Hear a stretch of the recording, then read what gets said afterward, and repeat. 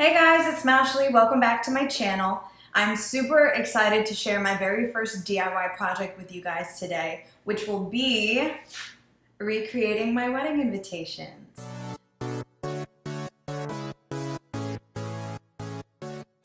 So super sentimental.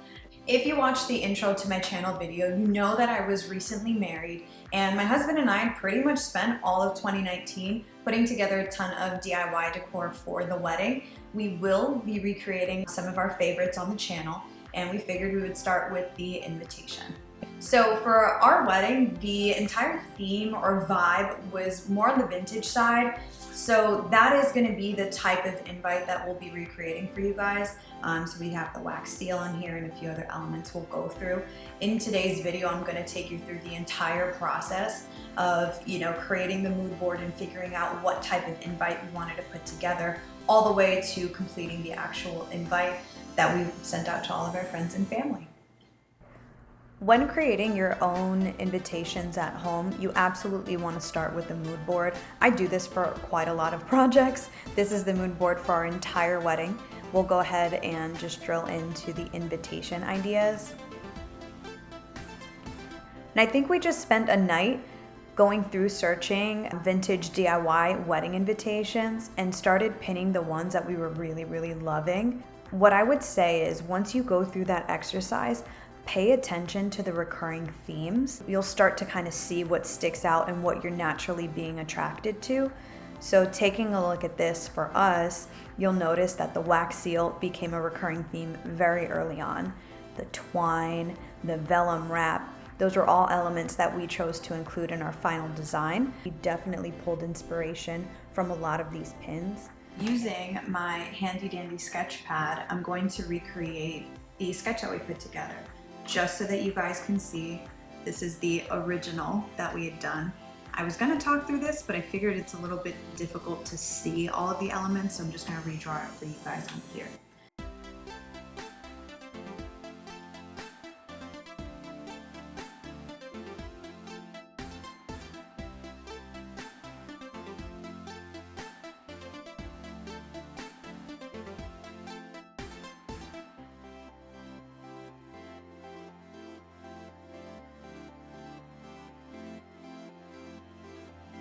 So we knew we needed the ivory paper.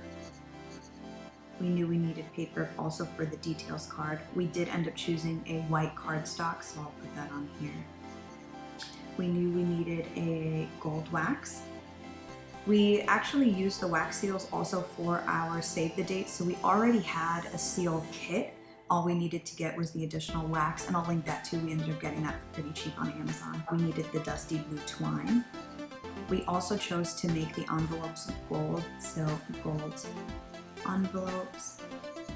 Then we didn't know if we wanted to go with greenery or flowers, but we knew we wanted something along those lines. In order to print everything at home, a lot of what we saw from Pinterest were Etsy templates that were already pre-made, so we knew we had to find one that we liked. We also needed to have the address stamp, and then a stamp pad. This became our full materials list, and this became kind of the inspo of how we started to put together the actual invite. So next I'll show you the Etsy template that we chose, how we put that together, print them out, we'll cut them, and we'll go through the rest of the process together. As I mentioned earlier, we chose to go on Etsy to find a template that we could use to print our invitations at home, and we absolutely fell in love with this one from Marry Me Paper Boutique on Etsy. It was a package that actually came with the invitation, the details card, and the reply or RSVP card. It went with our wedding vibe absolutely perfectly. And I think we got this entire package for less than $10. And what they do is once you order it and you purchase from the Etsy shop, they'll actually give you a link to your email where you can go set up an account and have access to the template that you've just purchased. So I'll show you guys what that looks like next. Once you've made all of the changes and you're absolutely happy with how everything's come out, all the information is correct, you've triple checked your spelling, you can go ahead and download the template. It gives you 3 options. You can do PDF, JPEG, or PNG. I chose to do PDF. And I chose to also do show bleed and show trim marks because I am going to be printing them at home. It just serves as a guideline of where to actually cut the paper to make sure it stays true to its size. One thing to note is if you bring it to a print shop, they don't like to have the trim marks on there, so you want to make sure you have this clicked off. We also clicked the save paper option here because, again, we are printing them at home. It really truly helped us save paper in the end and how many packages we needed to buy. So once all of that's all done, you can go ahead and click your PDF to be created and download. And here's what it looks like. So these are the trim and bleed marks that we talked about, and they, again, just serve as a guideline to help us cut them later on. We are all printed. Now, while we're doing the DIY at home, and this is gonna be a big money saver for us, we don't want it to look like a DIY project. We very much want it to still look professional. So we invested in this natural linen paper from Thunderbolt Paper on Amazon. I'm just gonna show you, once it's all printed with the trim and bleed marks, how we go ahead and cut them.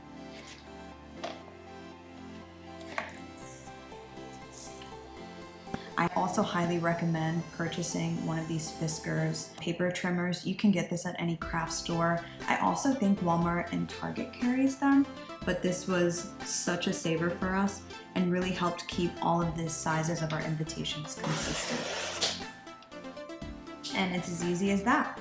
Nice straight edge, went ahead and cut that. We'll throw away this excess paper. I got one side done.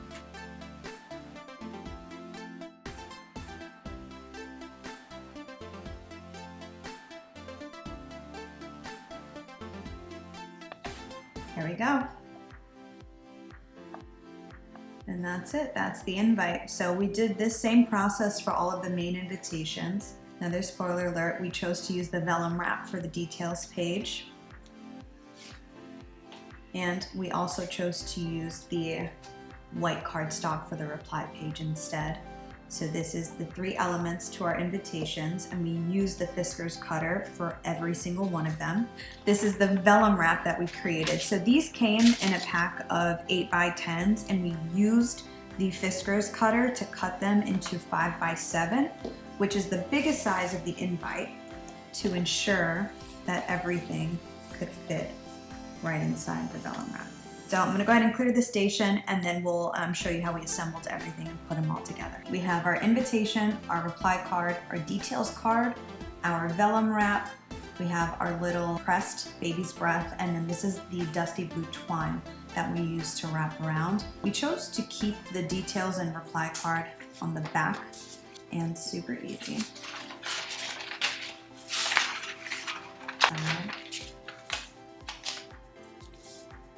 And that's the first step. So main invitation in the front, you have your details and reply card in the back. And then we knew we wanted to tie the twine around to just serve as additional reinforcement because we are gonna end with the wax seal. And we just wanted to make sure it was actually gonna stay closed and inside of the sleeve. I have pre-cut twine here, and I'm just go ahead and wrap this around.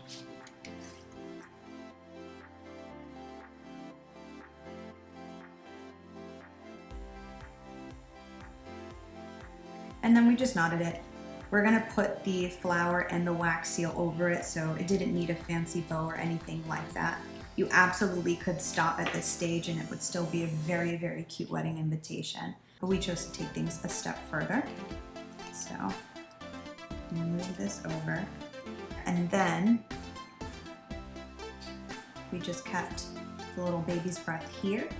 And now this is fully prepped and ready for the wax seal to come right over here, and we will have our invitation finally completed. So here I have some sealing wax, I have a torch, and then this is actually the wax seal kit that I purchased off of Amazon. It came with a candle, a little spoon to actually melt the wax so that we can pour it onto the invite, a few little wax sticks, and our wax seal. So our last name is Golibart, so this was a nice G with some pretty flowering around it. You can totally light the candle and hold the wax over the flame and allow it to melt that way. I'm a little bit too impatient for that, so we improvised with the torch. So I'm just gonna go ahead and Start at the top, melting at the top a little, melt at the bottom.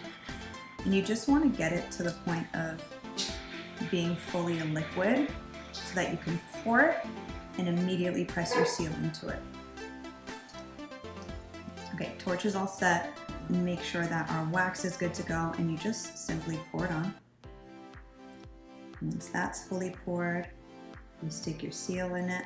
You press down pretty hard for just a couple beats and just allow it to dry. Okay, and there you have it.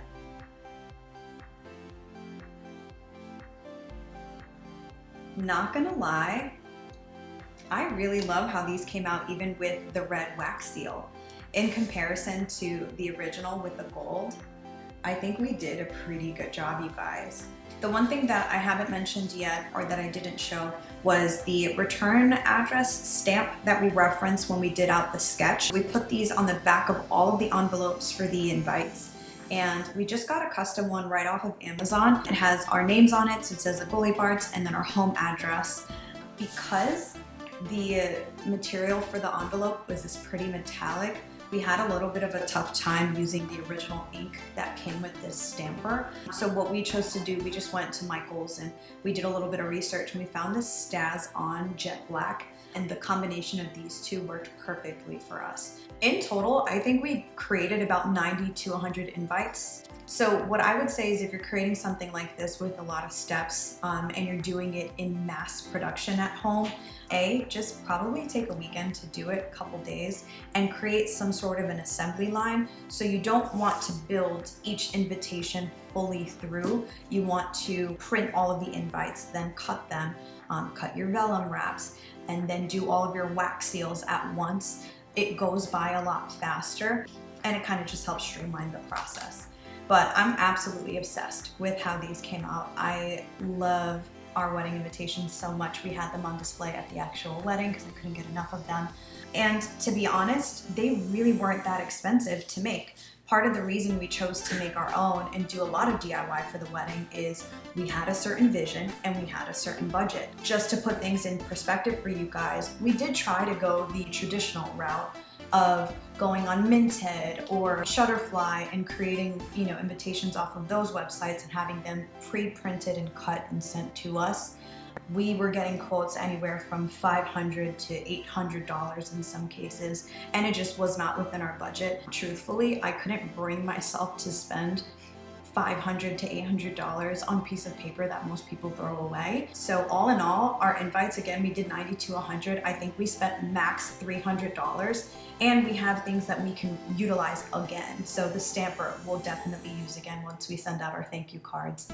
Eventually. Sorry to all of my wedding guests. We have the wax seal. We've already used that 3 different times for different projects. So the money that you're putting into it, you can actually repurpose later on, and I love that type of stuff. But it truly was my exact vision. You guys saw where we started from the mood board all the way to finish. And for the people who don't throw them away, thank you. I think this serves as such a beautiful keepsake. I know a bunch of my family members ended up holding on to these, and they do hold up really nicely over time. This one itself is almost a year old. Again, we did these last August. But I'm really happy I got to share this with you guys. I hope that the video was helpful and you're able to recreate this at home. If you do, please tag me at Smashley with 3 Y's and an underscore. Remember to please like, comment any suggestions for future invitations you guys might want to do, or future projects you might like to see from me. Comment, like, subscribe, and look forward to the next video.